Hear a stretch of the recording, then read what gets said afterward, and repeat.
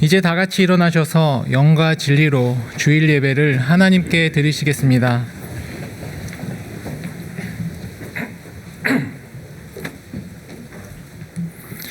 하나님의 사랑이 우리에게 이렇게 나타난 바 되었으니 하나님이 자기의 독생자를 세상에 보내심은 그로 말미암아 우리를 살리려 하심이라.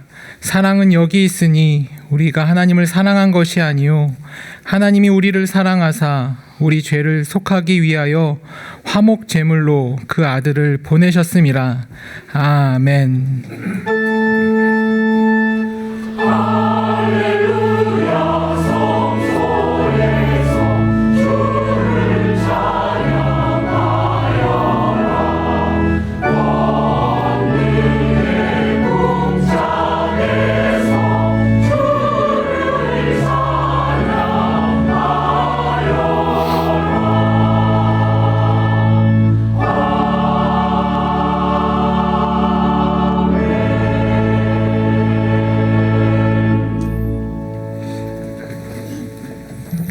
우리에게 하늘의 참 사랑을 보여주신 하나님 아버지, 복된 주일을 맞아 주님을 만나고 주님을 찬양하는 예배의 자리로 불러주심에 감사합니다. 그 크신 사랑의 시작이 우리가 하나님을 사랑한 것이 아니요 하나님이 우리를 사랑하사 죽음을 이기시고 하늘 구원의 문을 열어주신 것을 믿사오니 주여 우리를 받아 주시옵소서.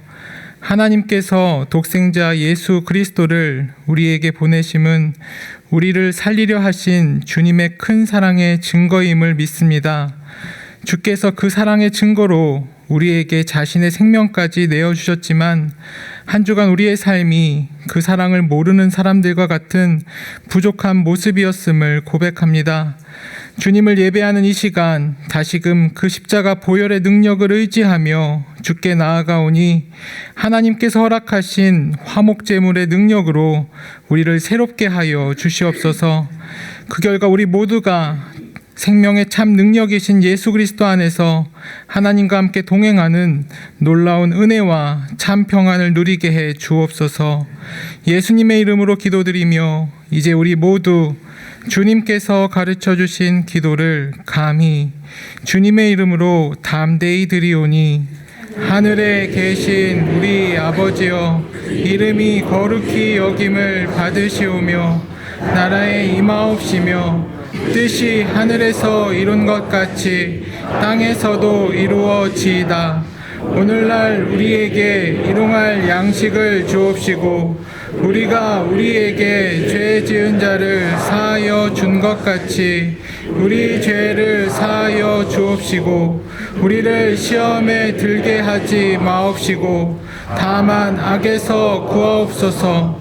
대개 나라와 권세와 영광이 아버지께 영원히 있사옵나이다. 아멘.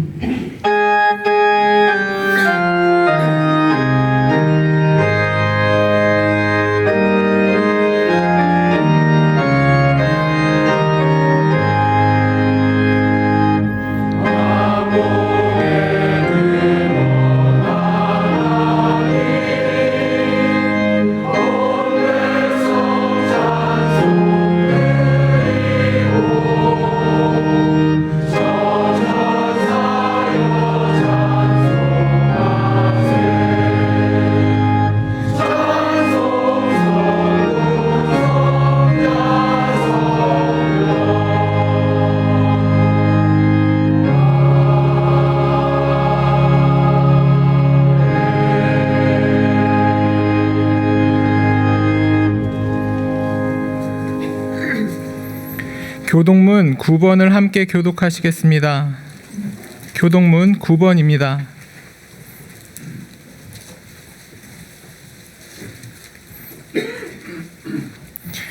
여호와여, 주의 장막에 머무를 자 누구오며 주의 성산에 서는 자 누구오리이까? 정직하게 행하며 공의를 실천하며 그의 마음에 진실을 말하며 그의 혀로 남을 허물하지 아니하고 그의 이웃에게 악을 행하지 아니하며 그의 이웃을 비방하지 아니하며 그의 눈은 망령된 자를 멸시하며 여호와를 하는 자를 존대하며 그의 마음에 서운한 것은 해로울지라도 변하지 아니하며 지하를 받으려고 돈을 꽂지 아니하며 뇌물을 받고 무지한 자를 해하지 아니하는 자이니 이러한 일을 행하는 자는 영원히 흔들리지 아니하리이다. 아멘.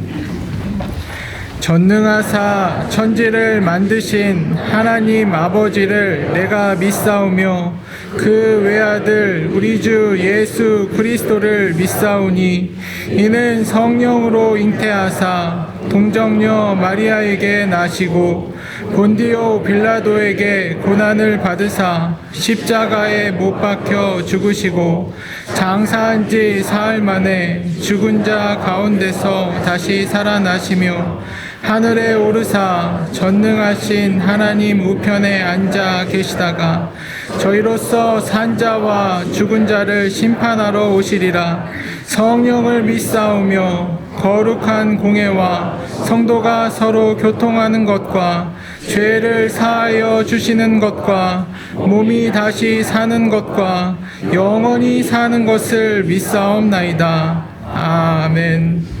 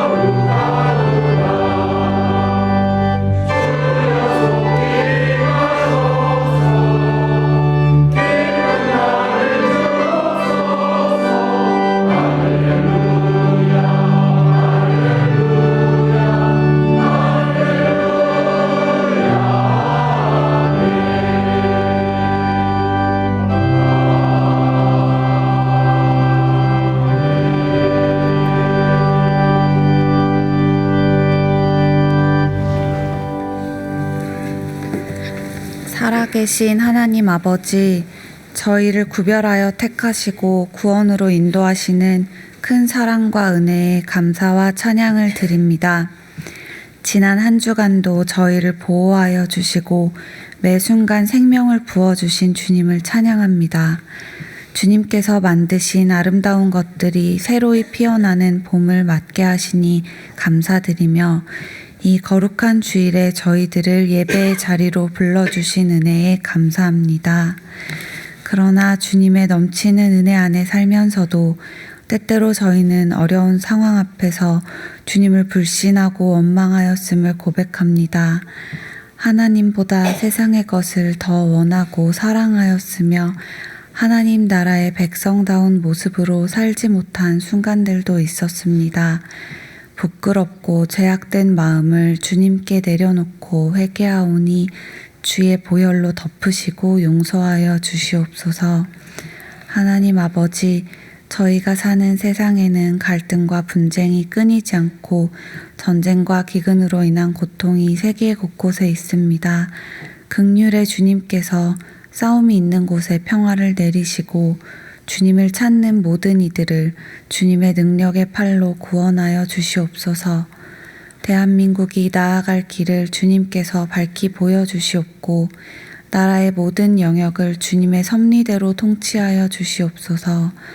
더 많은 사람들이 복음을 듣고 주님께 돌아오게 하시고 그 과정에서 100주년 기념교회가 한국 기독교 200년을 향한 바른 길닦기의 사명을 감당할 수 있도록 주님께서 돌보시고 은혜를 베풀어 주시옵소서. 저희가 가정과 일터에서 마주하는 끊임없는 문제들도 주님 앞에 내려놓고 기도드리오니 능력의 하나님께서 가장 선한 방향으로 인도하여 주시옵소서. 거룩하신 하나님 아버지, 오늘 예배가 온전히 주님께만 드려지기를 간구합니다. 주님께서 기뻐 받으시는 예배가 되도록 인도하여 주시옵소서. 오늘 선포되는 하나님의 말씀이 저희의 마음밭에 떨어져 풍성한 열매를 맺도록 주님의 성령으로 인도하여 주시옵소서. 말씀을 선포하시는 정한조 목사님과 찬양을 올려드리는 아도나이 성가대 위에 함께 하시어 하나님의 은혜로 충만하게 하여 주시옵소서. 예배를 준비하는 모든 손길들 위에 복을 내리시고 기억하여 주시옵소서. 예수님의 이름으로 기도드립니다. 아멘.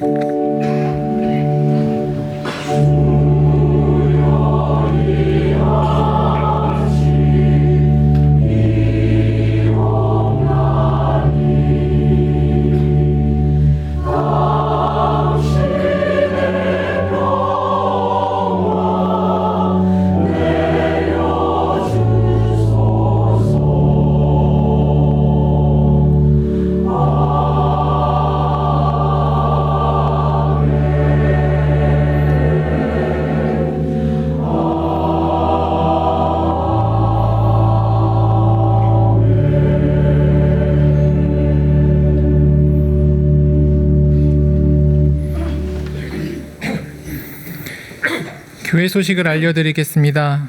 2023년 결산 보고서 승인에 대한 공동의회 투표가 오전 7시 30분부터 오후 5시 30분까지 실시되고 있습니다. 휴대전화기를 이용한 전자투표는 오늘 아침에 보내드린 투표 문자를 통해 참여하실 수 있습니다. 휴대전화기를 이용한 전자투표가 불편하신 분들은 홍보관 1층 친교실에서 현장 투표소를 운영 중에 있으며 현장 투표를 원하시는 분은 신분증을 지참하시기 바랍니다. 투표에 어려움이 있으신 분들은 각 예배 공간의 교역자에게 문의해 주시기 바랍니다. 교우님들의 적극적인 투표 참여를 부탁드립니다. 상반기 묘역 잡초 제거 및 비석 닦기 행사가 5월 11일 토요일 오전 10시에 있습니다. 이번 행사는 홀수 교구가 참여하며 장갑 등 작업 도구는 개인이 집참해 주시기 바랍니다. 당일 행사 후 점심 식사가 제공됩니다. 다음 주일은 나눔 주일입니다. 이번 나눔 물품은 합정동 이웃 및 기관을 통해 사용됩니다. 교우님들의 많은 참여 부탁드립니다. 예배와 운전 에티켓 안내지가 주보에 삽지되었습니다. 경건하고 은혜로운 예배를 위해 적극적인 동참을 부탁드립니다. 교회 주차장을 이용하시는 교우님들은 차량 등록을 꼭 해주시길 부탁드리며 차량 또는 주소와 같은 개인정보가 변경되신 분들은 홍보관 알림방 또는 홈페이지 안내 및 공지에 교회에서란을 통해 변경된 사항을 알려주시기 바랍니다. 기타 봉사팀 모집 내용과 나머지 교회 소식은 주보를 참고해 주시기 바랍니다. 이제 지난주에 등록하신 분을 환영하겠습니다. 지난주에 등록하신 분은 자리에서 잠시 일어서 주시기 바랍니다. 감사합니다. 다 같이 환영의 노래를 부르겠습니다.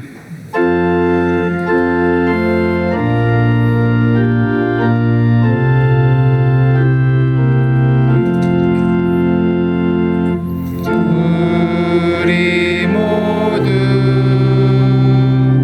주 안에서 당신을 사랑합니다.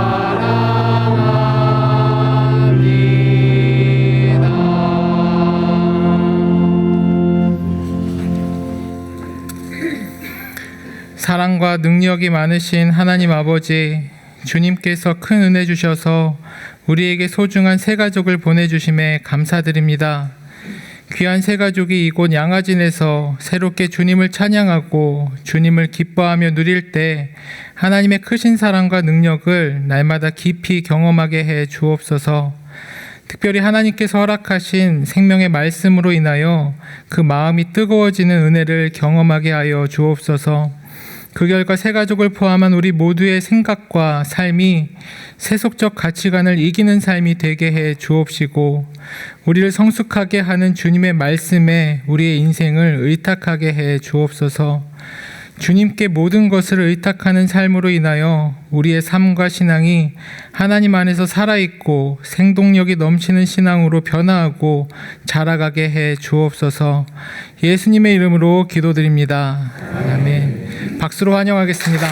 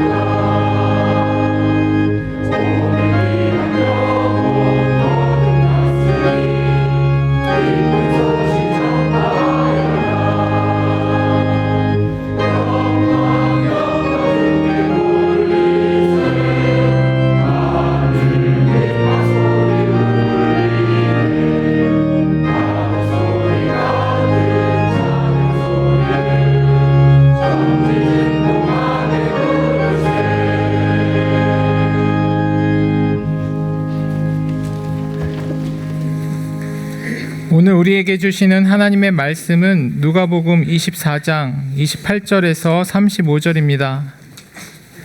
신약성경 140쪽입니다. 누가복음 24장 28절에서 35절입니다. 제가 봉독하겠습니다. 그들이 가는 마을에 가까이 가매 예수는 더 가려 하는 것 같이 하시니 그들이 강권하여 이르되 우리와 함께 유하사이다. 때가 저물어가고 날이 이미 기울었나이다 하니 이에 그들과 함께 유하로 들어가시니라. 그들과 함께 음식 잡수실 때에 떡을 가지사 축사하시고 떼어 그들에게 주시니 그들의 눈이 밝아져 그인 줄 알아보더니 예수는 그들에게 보이지 아니하시는지라. 그들이 서로 말하되 길에서 우리에게 말씀하시고 우리에게 성경을 풀어주실 때에 우리 속에 마음이 뜨겁지 아니하더냐 하고 곧 그때로 일어나 예루살렘에 돌아가 보니 11 제자 및 그들과 함께한 자들이 모여 있어 말하기를 주께서 과연 살아나시고 시몬에게 보이셨다 하는지라. 두 사람도 길에서 된 일과 예수께서 떡을 떼심으로 자기들에게 알려지신 것을 말하더라. 아멘.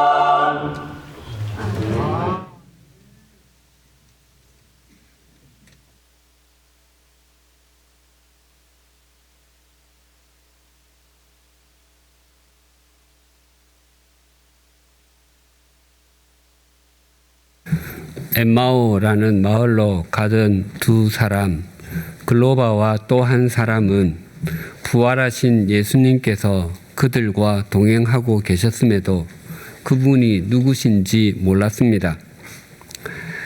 동행하시는 그분은 지난 며칠 동안 예루살렘에서 일어난 일에 대해서 아무것도 모르고 있는 것처럼 보였습니다. 두 사람은 여인들과 제자들이 예수님의 무덤을 찾았다가 빈 무덤만 확인하고 천사를 만났던 일과 자신들이 생각하는 예수 그리스도, 즉 말과 일에 능하신 선지자 이스라엘을 속량하실 분에 대해서 말했습니다. 그러나 동행하시는 그분은 모세와 선지자의 글 등 구약 성경 전체에 있는 말씀을 통해서 오실 그리스도가 어떤 분이신지를 자세히 설명했습니다. 마침내 그들은 엠마오 마을에 도착했지만 동행하시는 그분은 그곳에 머물 계획이 없으신 것처럼 보였습니다. 그래서 강권하여 함께 집으로 들어갔습니다.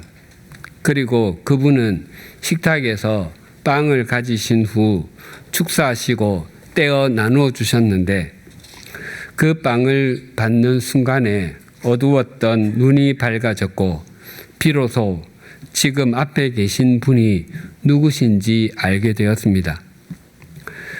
그리고 그와 동시에 부활하신 예수님께서는 사라져 보이지 않으셨습니다. 그들은 서로 이렇게 말했습니다. 오늘 본문 32절이 이렇게 증가합니다. 그들이 서로 말하되 길에서 우리에게 말씀하시고 우리에게 성경을 풀어주실 때에 우리 속에서 마음이 뜨겁지 아니하더냐 하고, 뜨겁다에 해당하는 헬라어 문자적인 의미는 불타다라고 했습니다. 그들은 오는 길에 동행하시는 예수님께서 말씀을 풀어주실 때 마음에 느껴지는 것이 있었습니다.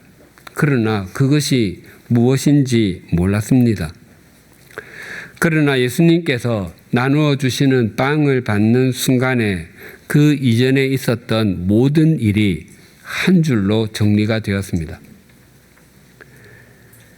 우리는 요셉이 형들의 모함으로 애굽으로 팔려가 보디발 장군의 집에서 종살이한 일과 억울한 누명을 쓰고 옥살이한 일에 대해서 잘 알고 있습니다. 요셉은 감옥에서 두 관원장, 술 맡은 관원장과 떡, 즉 빵 굽는 관원장의 꿈을 해몽해 주었습니다. 두 사람이 꾼 꿈은 비슷해 보였지만 그 해석은 정반대였습니다.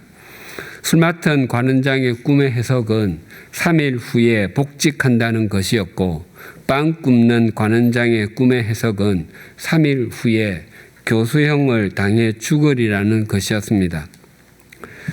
그때 요셉이 복직하게 될 것이라고 꿈을 해석해 준 술 맡은 관원장에게 이렇게 말했습니다. 창세기 40장 14절과 15절입니다.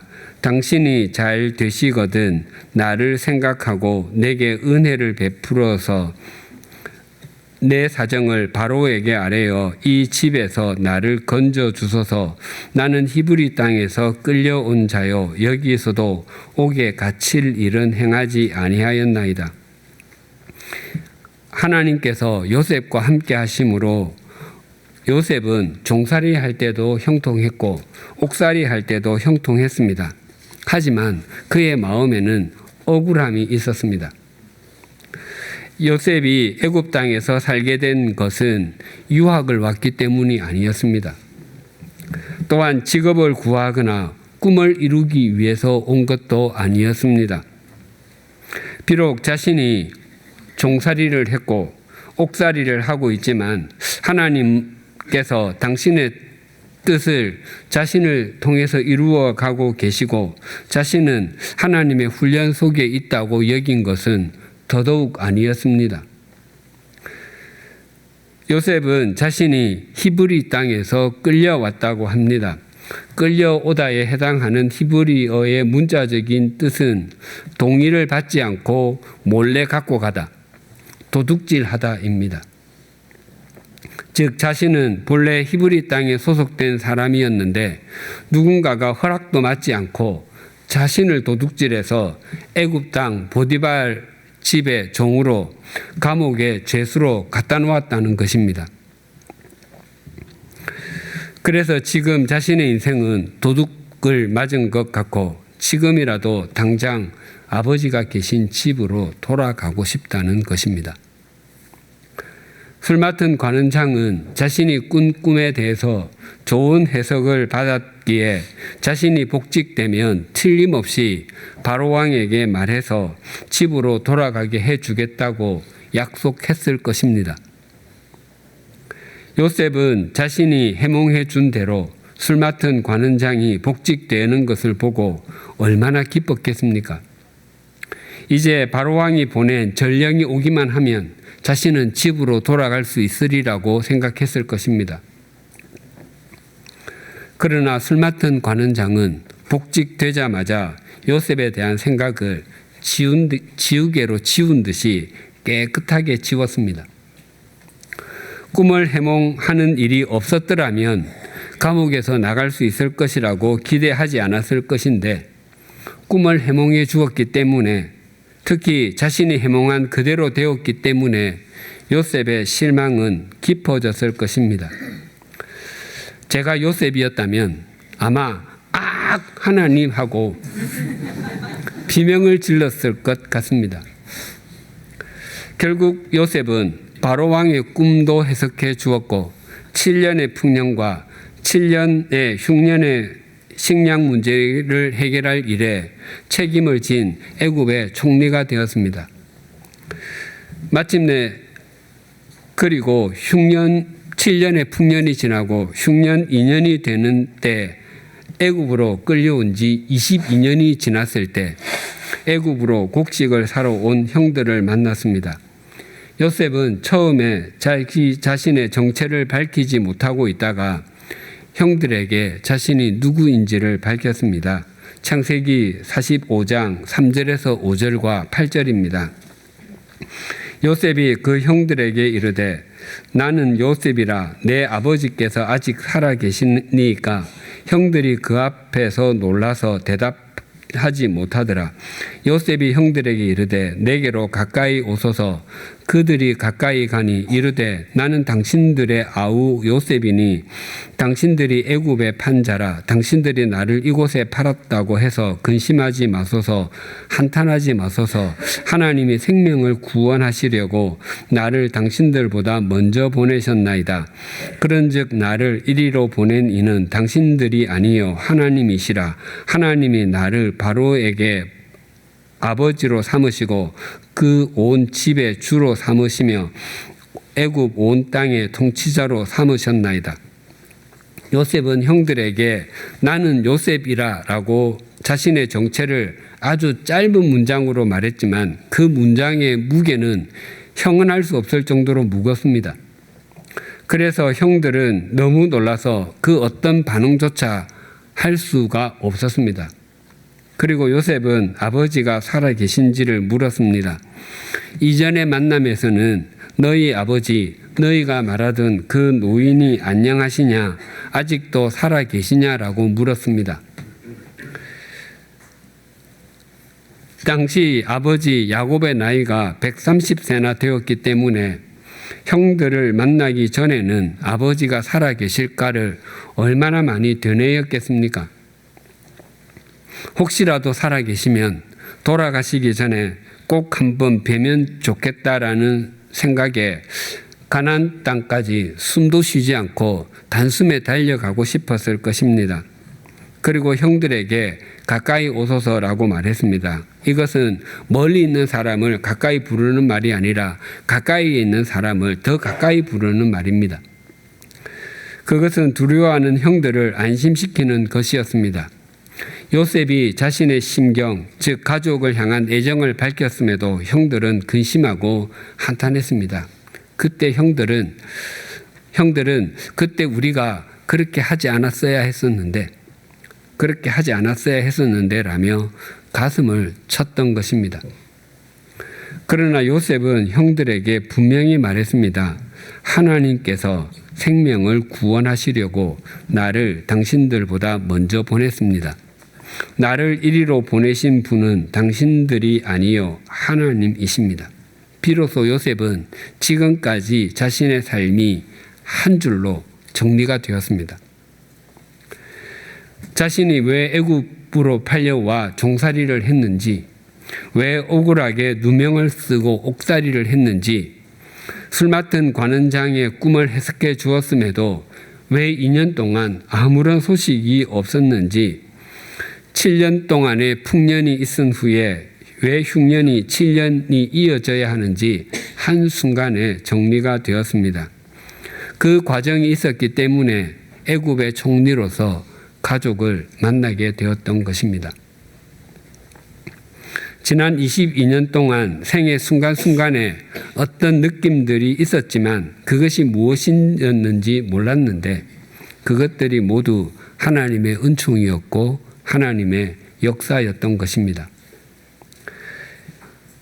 후에 요셉은 하나님의 나라에서 자신이 애굽으로 가게 된 것이 400수십 년 후에 이루어질 이스라엘 자손의 출애굽의 출발점으로 삼으신 하나님의 섭리와 역사에 더욱 놀라며 감사했을 것입니다. 우리도 믿음 생활의 순간순간에 어떤 느낌은 있는데 그것이 무엇인지 또 그것이 무엇을 의미하는지 모를 때가 있을 수 있습니다. 그러나 하나님께 시선을 맞추고 나아가면 어느 순간에 모든 것이 아주 또렷하게 정리가 됩니다. 그것은 모두 하나님의 은총이었고 하나님의 역사였음이 새겨져서 하나님께 깊이 감사하게 되는 순간이 옵니다. 엠마오 마을로 왔던 두 사람의 마음이 뜨거워졌던 것은 그들이 길에서 부활하신 예수님께서 동행하시며 성경을 풀어주실 때였습니다. 그리고 그들의 눈이 열렸던 것은 예수님께서 빵을 가지시고 축사하시고 떼어주실 때, 즉 성찬을 받을 때였습니다. 하나님께서 우리에게 주신 창세기부터 요한계시록까지 66권을 기록된 하나님의 말씀이라고 합니다.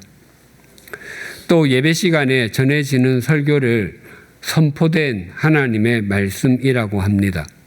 그리고 성찬 때 받는 빵과 포도주를 보이는 하나님의 말씀이라고 합니다. 두 사람은 예수님께로부터 말씀을 듣고 볼 때 마음이 뜨거워지고 눈이 열렸습니다. 이처럼 우리의 믿음의 깊이를 더해주고 믿음의 지경을 넓게 해주는 것은 하나님의 말씀입니다. 하나님의 말씀을 떠난 믿음의 성장과 성숙은 없습니다. 두 사람이 말씀으로 인해서 마음이 뜨거워지고 믿음의 눈이 열리자 가만히 있을 수가 없었습니다. 33절에 이렇게 증가합니다. 곧 그때로 일어나 예루살렘에 돌아가 보니 11 제자 및 그들과 함께한 자들이 모여 있어 곧 그때로는 그 똑같은 시간에입니다. 하나님의 말씀이 깨달아지고 믿음이 이전보다 더 성장하고 성숙하게 되면 동시에 일어나게 되는 것이 삶의 변화입니다. 이전보다 주님을 더 깊이 사랑하고 주님의 인도하심에 민감하게 됩니다. 또한 주님께서 맡겨주신 사람들에게 더 넓고 더 깊은 관심을 갖게 되고 더욱 말씀에 순종하고 싶어지게 됩니다. 그렇게 살아가다 뒤를 돌아보면 이전과 아주 많이 달라진 자신을 발견하게 됩니다. 이 두 사람이 주님의 말씀에 마음이 뜨거워져서 예루살렘으로 돌아가는 장면을 머릿속에 그려보십시다. 그들이 예루살렘에서 엠마오 마을로 올 때는 한낮이었습니다. 그러나 그들은 얼굴을 땅으로 떨어뜨리고 있었습니다. 그들의 삶에는 또 마음에는 어둠만이 가득했습니다. 그들이 엠마오 마을에 도착한 시각은 때가 저물어 가고 날이 이미 기울었을 때입니다. 그들은 들어가서 저녁을 준비했을 것이고 그리고 그들의 눈이 밝아져 자신들과 저녁을 나누시는 분이 바로 부활하신 예수 그리스도이심을 깨달았을 때는 밖에는 이미 어두움이 깔렸을 것입니다.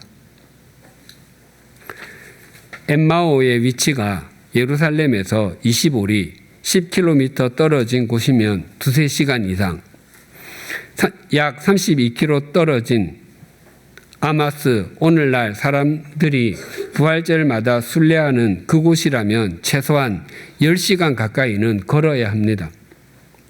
당시 엠마오에서 예루살렘으로 가는 길에 가로등이 있었을 리가 만무합니다. 그들은 칠흑같이 어두운 밤길을 걸어갑니다. 주변에 보이는 것이 아무것도 없습니다. 하늘에서 비치는 별빛과 달빛에 의존하며 걸어갑니다. 그런데 그 두 사람의 마음속에는 말씀의 불, 말씀의 빛이 가득합니다. 예수님께서 우리 그리스도인들을 향해 너희는 세상의 빛이다라고 말씀하셨습니다. 그것은 세상은 본래 어두운 곳이라는 의미입니다. 어두운 밤길을 빛이 가득하여 걸어가는 이 두 사람의 모습은 세상 속을 살아가는 우리 그리스도인들의 모습을 상징적으로 잘 보여줍니다. 주변은 온통 어두움이지만 하나님의 백성이 있는 곳, 그리스도인이 있는 곳은 빛이 가득한 모습을 또렷하게 보여주는 장면이 구약 성경과 신약 성경에 있습니다. 출애굽기 10장 21절에서 23절입니다.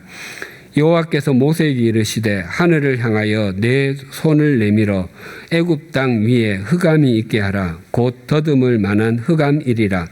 모세가 하늘을 향하여 손을 내밀매 캄캄한 흑암이 3일 동안 애굽 온 땅에 있어서 그동안은 사람들이 서로 볼 수 없으며 자기 처소에서 일어나는 자가 없으되 온 이스라엘 자손들이 거주하는 곳에는 빛이 있었더라. 애굽에서 총리가 된 요셉으로 인해서 야곱의 자손, 즉 이스라엘 자손이 살게 된 애굽 땅은 고센이었습니다.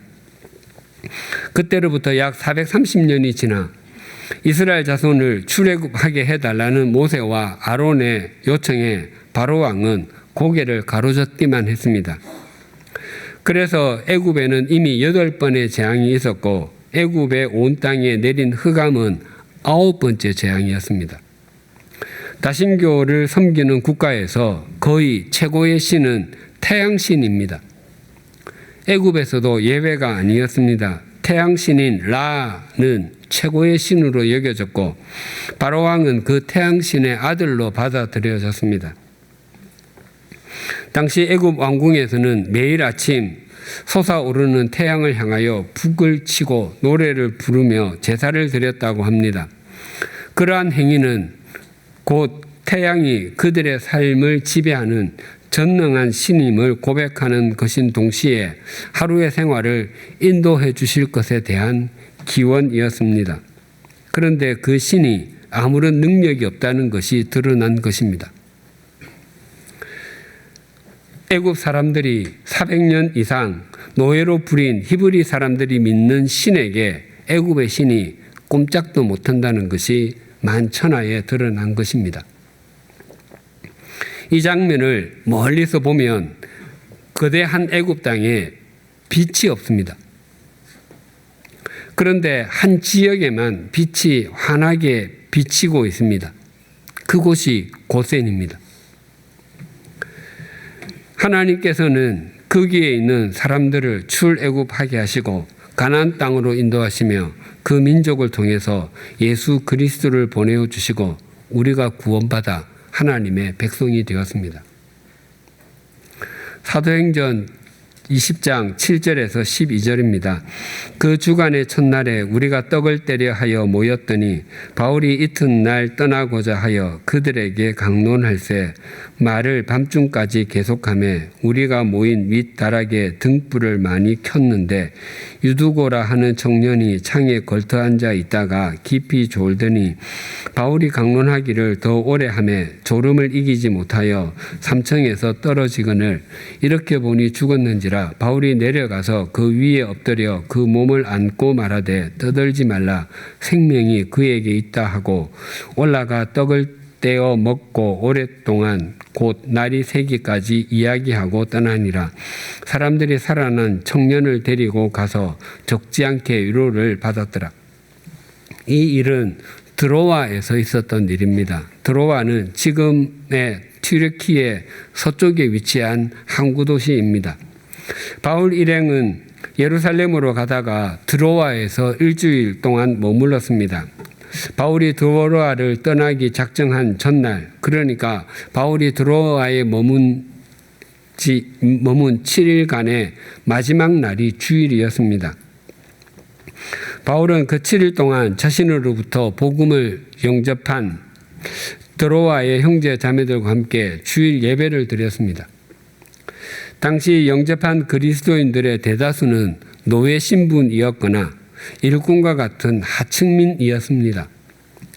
그들에게는 1년 내내 쉬는 날이 없었기에 바울은 그들을 위해서 그들의 하루 일과가 끝난 저녁 시간에 모여 주일 예배를 드렸습니다. 바울은 이튿날 드로아를 떠날 계획이었으므로 주일 예배를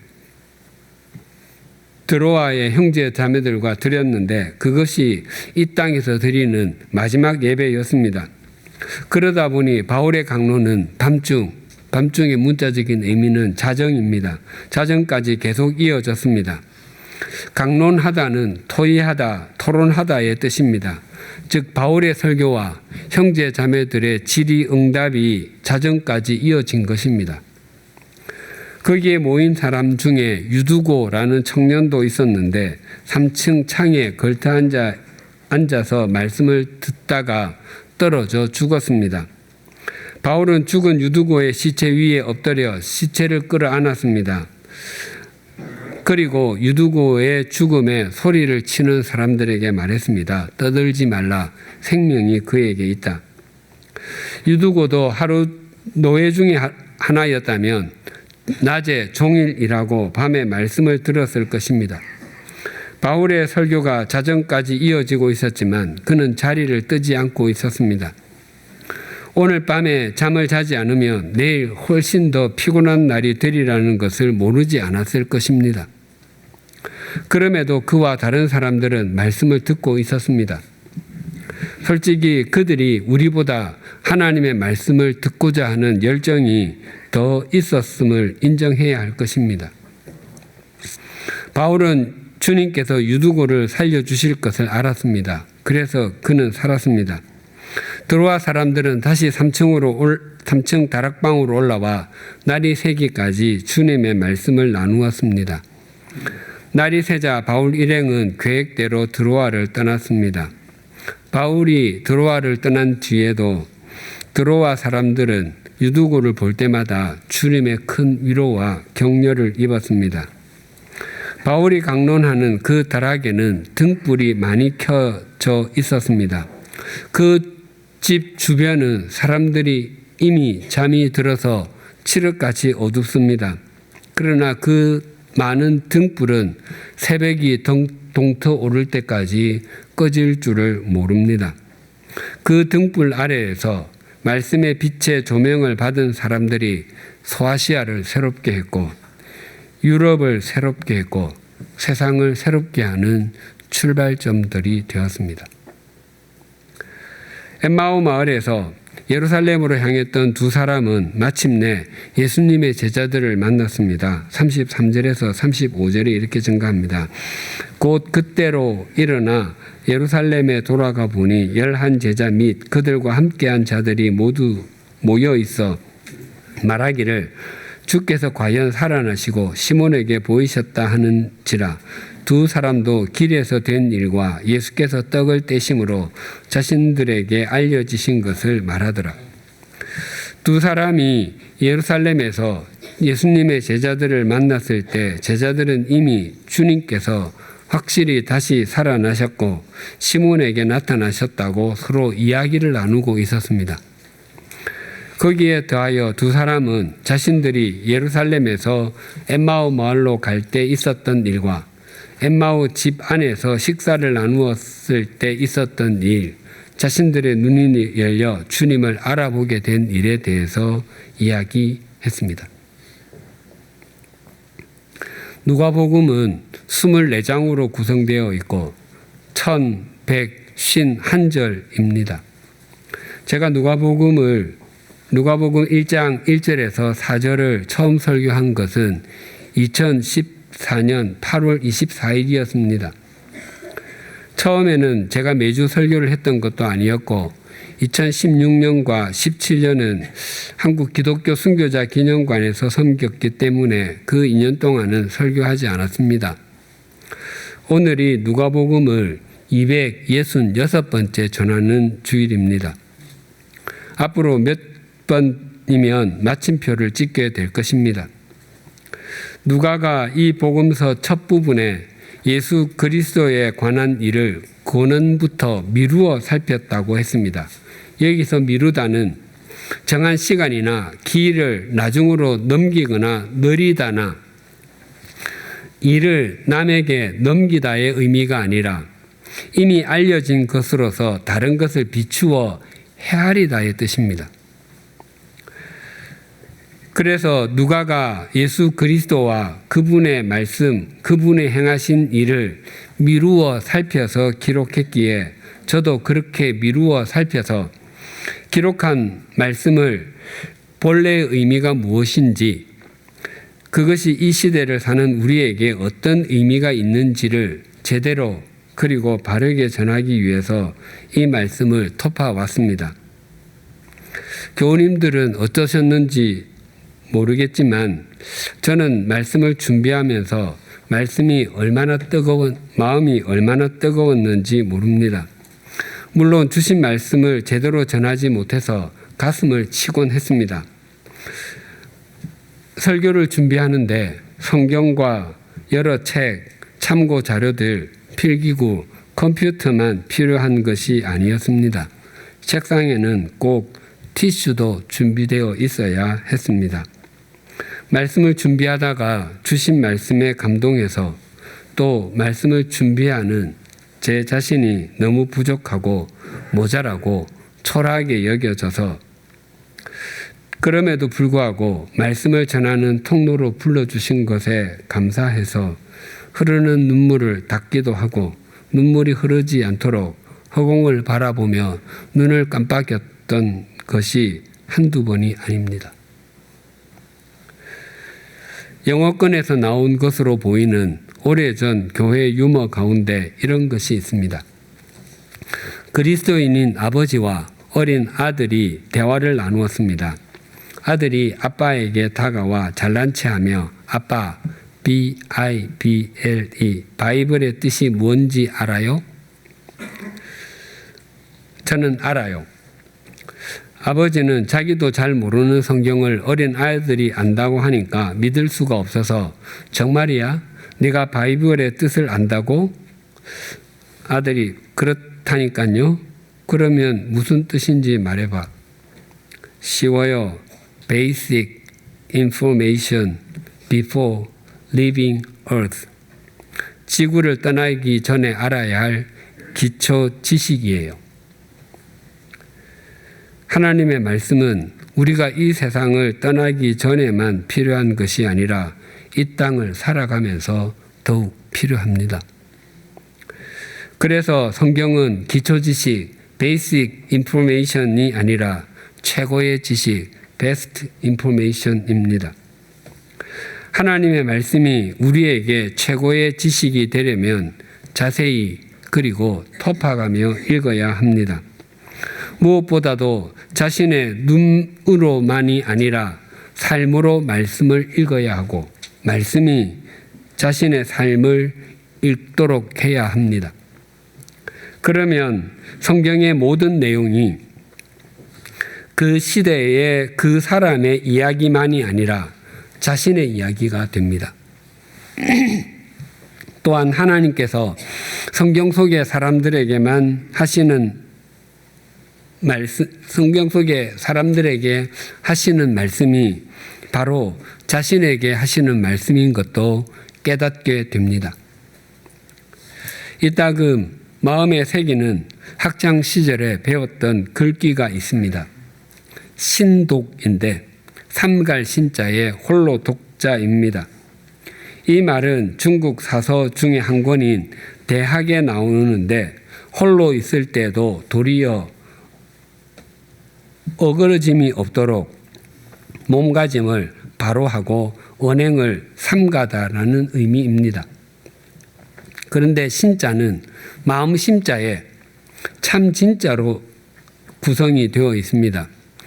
자신을 바르게 지켜가는 힘은 결심이나 의지에 있지 않고 마음의 진리의 말씀, 하나님의 말씀을 품고 지키는 데 있습니다. 우리가 하나님의 말씀을 품으면 그 말씀은 살아있고 활력이 있어서 우리의 마음을 뜨겁게 합니다. 또한 중심을 다해서 말씀을 지키면 그 말씀은 우리의 인생길에 등불이 되고 빛이 됩니다. 자신의 무릎을 꿇려 마음에 말씀을 담는 삶을 사는 것보다 더 복된 인생은 없습니다. 기도하시겠습니다.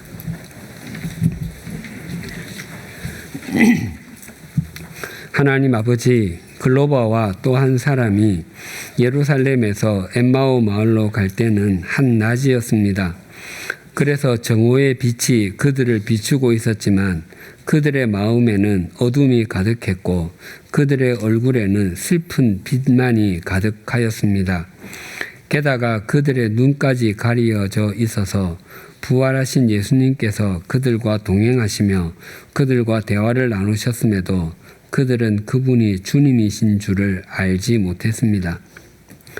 두 사람이 예수님께서 나누어 주시는 빵을 받은 후에 눈이 열리고 나서야 지금 자신들 앞에 계셨던 분이 부활하신 예수님이셨으며 낮에 예수님께서 성경을 자세히 주실 때 자신들의 마음이 왜 뜨거웠었는지 그 실체를 알게 되었습니다. 우리 모두가 하나님의 말씀을 품는 사람이 되게 하여 주시옵소서. 또한 우리의 삶으로 하나님의 말씀을 이루어가는 사람들이 되게 하여 주시옵소서. 요셉이 왜 애굽으로 팔려가게 되었었는지, 왜 종살이와 옥살이를 하게 되었는지 그 이유를 알지 못했지만 애굽의 총리가 되고 풍년이 지나고 흉년이 때에 형들을 만나고 나서야 자신을 애굽으로 보내신 분이 하나님이신 줄 알게 되었고 하나님께서 자신의 삶을 통하여 말씀을 이루어 가시려는 것을 깨닫게 되었습니다. 우리 모두가 주님의 말씀을 마음에 품음으로 우리의 마음이 뜨거워지게 하시고 우리 삶의 자리가 빛이 있었던 고센과 같고 드로아의 다락방과 같게 하여 주시옵소서. 예수님의 이름으로 기도드립니다. 아멘.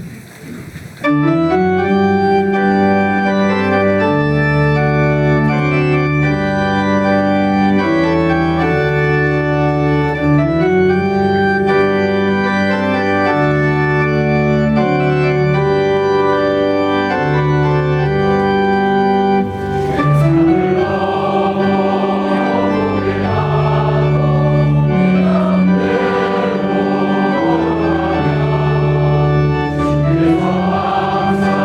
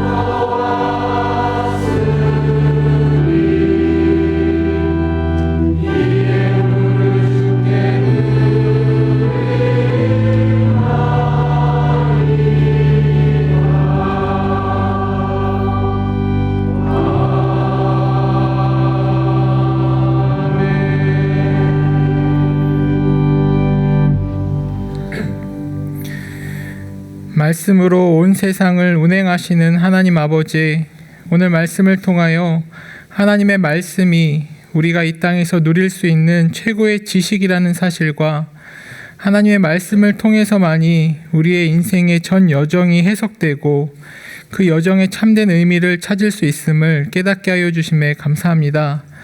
이제 우리가 하나님의 놀라운 말씀을 가슴에 품은 사람들답게 그 마음이 뜨거워짐으로 우리의 믿음이 이전보다 더 성장하고 더 성숙해지는 삶 살게 해 주옵소서.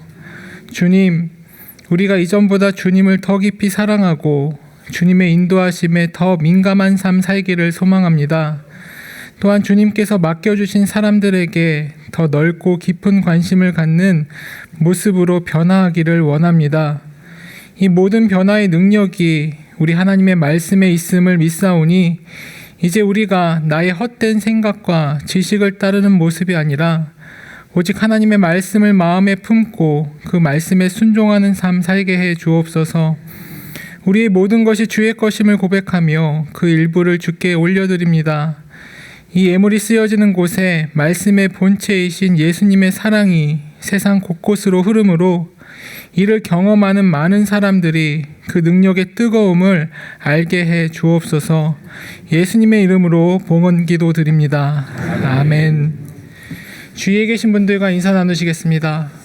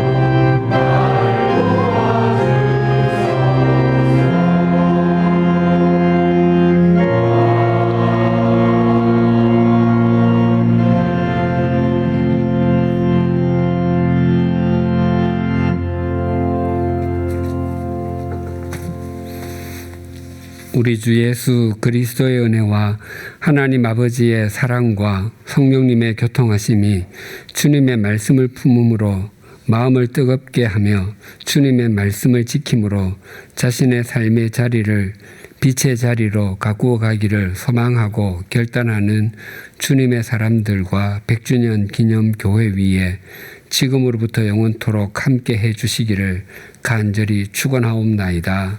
아멘.